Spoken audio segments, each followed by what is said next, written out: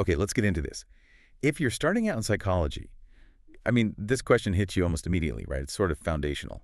Absolutely. Are we mostly about our biology, the genes we inherit? Or is it more about our surroundings, family, culture, all those experiences, Mm. the whole nature versus nurture thing? It really is the bedrock question. Thinking about how we develop, personality, why we're different, even understanding psychological disorders, it all seems to come back to this interplay. And Right. look, for psychology students, getting your head around this isn't just like an academic exercise. It's fundamental and touches every single area you'll study. Totally. And we're going to use the source materials we've gathered, papers, articles, summaries to really unpack it. Sounds good. We'll look at where this debate even came from, the main ideas, how researchers actually try to figure this stuff out, and yeah, how different psychological approaches kind of weigh in. Because, spoiler alert, it's definitely not a simple either answer anymore. Right. But it definitely started out that way, didn't it? Like a real philosophical fight. Oh, yeah. Historically, you basically had two opposing camps. First, the nativists. Their view was that some skills, knowledge, maybe even personality bits are just innate, hardwired from the moment we're born. So like built in. We arrive with some stuff already programmed. That's the gist, yeah. Certain predispositions or structures are just there. But then you had the other side, the empiricists. Then their idea was pretty radical back then. Yeah. Everything we are, everything we know comes purely from experience. We learn it all. Nothing's built in. And the sources bring up some key figures here. Yeah. John Locke, right, back in the 17th, 18th centuries. He was a big proponent of that empiricist view, He was. with his famous concept of the tabula rasa, The blank slate. born empty, essentially, and experience writes on the slate. Everything comes through the senses, through learning. It's a really powerful metaphor, isn't it? Suggests everything is malleable, shaped by the environment. But then you also had thinkers like Jean-Jacques Rousseau around the same time, pushing back a bit. Right. Rousseau argued more for innate qualities, predispositions that individuals are born with. So he leaned more towards that nativist, or what we now call the nature side of things. Okay, so let's quickly define those terms as they're used today, based on the sources. Nature, that's basically the biological inheritance side. Exactly. Your genetics, DNA, brain structure, maybe some innate characteristics you have from birth because of your biology. And nurture is, well, everything else, all the environmental stuff. Pretty much. Your upbringing, the culture you're in, schooling, friends, life events, learning, conditioning, social interactions, all those external influences. Okay, but as you hinted, modern psychology has moved way beyond this either or fight. The consensus now is interaction. That's the key word, interactionism. It's not nature or nurture. It's nature and nurture constantly influencing each other. It's way too complex for just one factor. They're always dancing together throughout life. Precisely. And there's classic research backing this up. The sources mention studies, for instance, with rats. Ah, yes, the enriched environment studies. Right. They took rats with very similar genetics, trying to control the nature part, and raised them in totally different settings. One group got, like, a boring standard cage. Deprived, yeah. And the other group got an enriched environment, toys, tunnels, social interaction with other rats, loads of stimulation. And the difference was significant, wasn't it? Huge. The rats in the enriched environment didn't just seem, more active. Their brains actually showed more development, and they were way better at learning tasks like navigating mazes. So, same basic genetics, but the environment unlocked or enhanced that potential. Exactly. It clearly showed that nurture can profoundly shape how nature is expressed. It wasn't just the genes, wasn't just the environment, it was the interaction. So psychologists needed ways to talk about this interaction, and the sources highlight some key concepts. First, this distinction between genotype and phenotype. Yeah, this is fundamental. Your genotype, that's your specific genetic makeup. The actual DNA sequence you inherit from your parents. Your biological blueprint, if you like. The instructions. Right. But your phenotype is what we actually see. Your observable characteristics, height, eye color, but also things like your behavior, your personality traits. And the crucial point is, the phenotype isn't just a direct readout of the genotype. Not at all. It's the result of that genotype interacting with the environment over your lifetime. It's the expressed outcome. Like them saying, genes load the gun, environment pulls the trigger. That's a good way to put it. Sometimes the trigger isn't pulled, or it's pulled differently depending on the circumstances. Which ties into another concept, reaction range. Yeah. Gottman's idea, right? Yes, exactly. The idea here is that for many traits, your genes don't dictate one single fixed outcome. Instead, they establish a range of possibilities. Okay, so using an example from the sources, maybe your genes give you the potential to be, say, somewhere between 5'8" and 6'1". Right, that's your genetic range for height. But whether you end up closer to 5'8" or 6'1" depends heavily on nurture factors, like your childhood nutrition. Precisely. Good nutrition helps you reach the upper end of your potential range. Poor nutrition might keep you at the lower end. Same idea applies to things like, say, cognitive potential. Your genes might set a broad range for IQ, but a stimulating educational environment versus a deprived one will significantly influence where within that range your actual cognitive abilities develop. So the environment helps determine the final outcome within those genetic boundaries. Exactly. Another really important model, especially for clinical psych students, is the diathesis stress model. Oh, absolutely essential. This helps us understand why some people develop certain disorders, like depression or schizophrenia, when faced with difficulty, while others don't. It proposes there are two key factors involved. Yes. First, a diathesis. That's basically a predisposition or vulnerability, often genetic, towards a particular disorder. So that's the nature component and underlying susceptibility.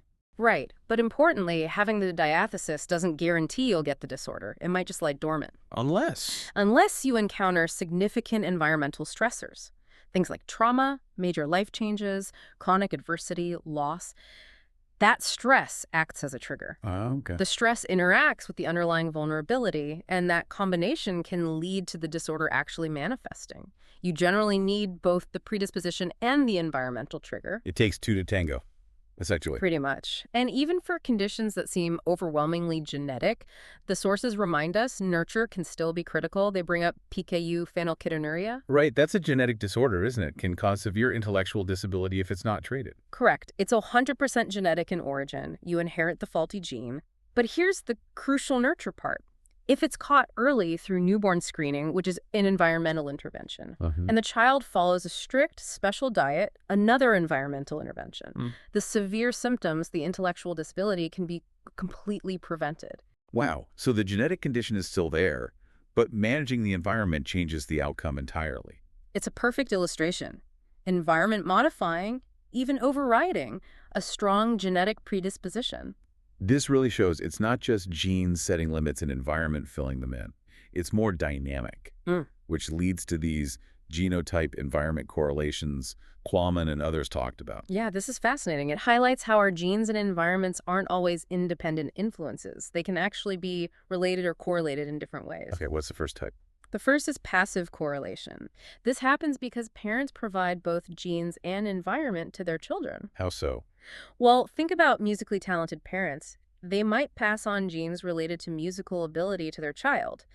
And they're also likely to create a home environment filled with music, instruments, maybe lessons. Ah, okay. So the child gets both the genetic potential and a matching environment, but passively. They didn't seek it out. Exactly. It's provided for them, stemming from the parent's own genetic tendencies. Makes sense. What's next? Evocative correlation, sometimes called reactive. This is where an individual's genetically influenced traits elicit or evoke specific responses from the environment. So my nature shapes how others treat me, which is my nurture. You got it. A classic example. A baby with a genetically influenced, easy temperament, maybe smiles a lot, might naturally get more positive attention and cuddles from caregivers compared to a baby predisposed to be more irritable or difficult. Right.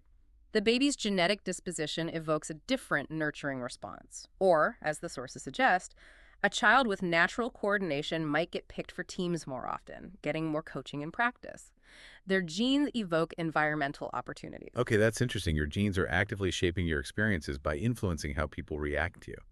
And the third one? The third is active correlation. This is sometimes called niche picking. Here, individuals actively seek out environments that fit their genetic predispositions. So I choose environments that match my nature. Exactly. A child genetically inclined towards extroversion might actively seek out parties, team sports, large groups of friends.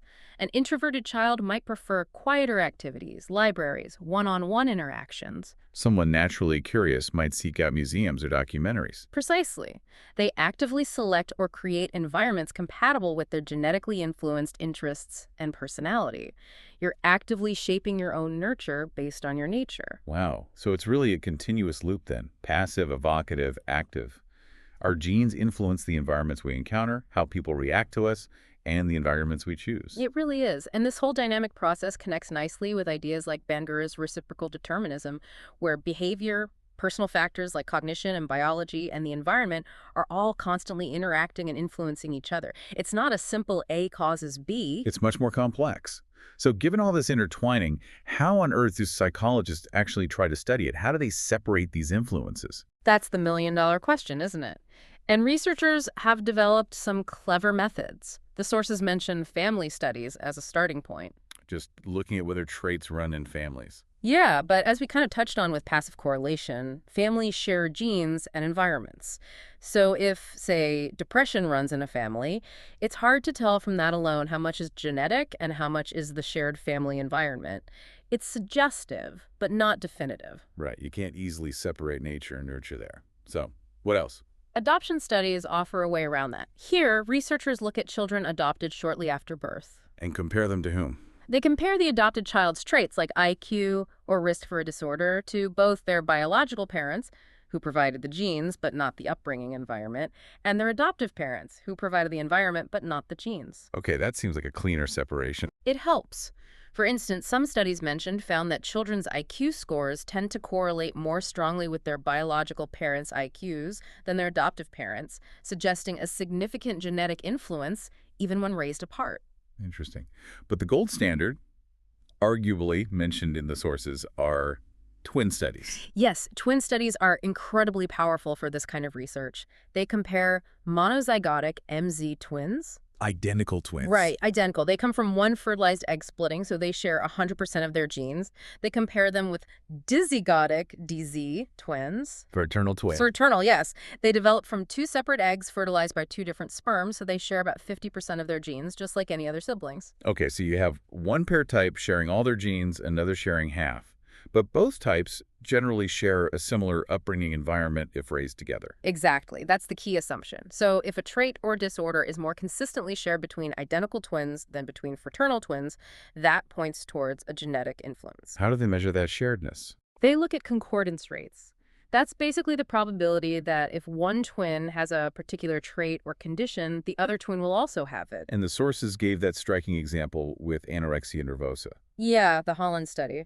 They found that for identical twins, if one twin had anorexia, the concordance rate, the chance the other twin also had, it was around 56%. Okay, quite high. But for fraternal twins who only share half their genes, that rate plummeted to just 5%. That's a huge difference. It is, and that big gap between 56% for MZ and 5% for DZ provides really strong evidence that genetics plays a significant role in the vulnerability to developing anorexia. Well, and this is crucial, right? The identical twin rate wasn't 100%. Exactly. That's the critical point. If anorexia were purely genetic, you'd expect identical twins to have a 100% concordance rate. Since they share all the same genes, if one got it, the other should too, if it were only genes. So the fact that it's 56%, not 100%. Tells us that while genes are clearly important, nature, environmental factors, nurture, must also play a substantial role in determining whether someone with a genetic vulnerability actually goes on to develop the disorder. Its interaction, again, clearly visible in the numbers. So different fields within psychology might emphasize one side more than the other, but they all have to grapple with this interaction, don't they? Absolutely. The sources give a quick rundown, like the psychodynamic approach, think Freud definitely acknowledged both. Innate biological drives, the id, that's nature, but also the huge importance of early childhood experiences, parents, that's nurture. Right. And the biological perspective, obviously heavy on nature. Primarily, yes. Genes, brain chemistry, hormones. But even there, modern biological psychology recognizes things like epigenetics, how the environment can actually influence which genes get turned on or off. So nurture impacts gene expression. What about the cognitive approach? Cognitive psychology often assumes some innate cognitive structures or processing abilities, sort of a nature foundation. But it emphasizes that development relies heavily on learning, experience, interacting with the environment. Think Piaget's stages, you need the right experiences to progress. That's nurture. And behaviorism. Yeah. That was almost all nurture, wasn't it? Traditionally, yes. Very strong emphasis on learning, conditioning, reinforcement from the environment shaping behavior. Kind of back to the blank slate idea, although they acknowledged basic reflexes as innate. And finally, humanistic psychology. Humanistic approaches tend to emphasize the role of the environment in either fostering or hindering growth towards self-actualization. So a strong nurture focus, but they also acknowledge innate drives, like the drive to self-actualize and the concept of free will, which complicates a purely deterministic view. So really, across all these perspectives, you see this tension, this effort to understand the balance. Nobody today seriously argues it's only nature or only nurture. Not in mainstream psychology, no. The modern understanding, supported by all this research, is that human beings are the product of this incredibly complex, dynamic, and continuous interplay between our genetic inheritance and our life experiences.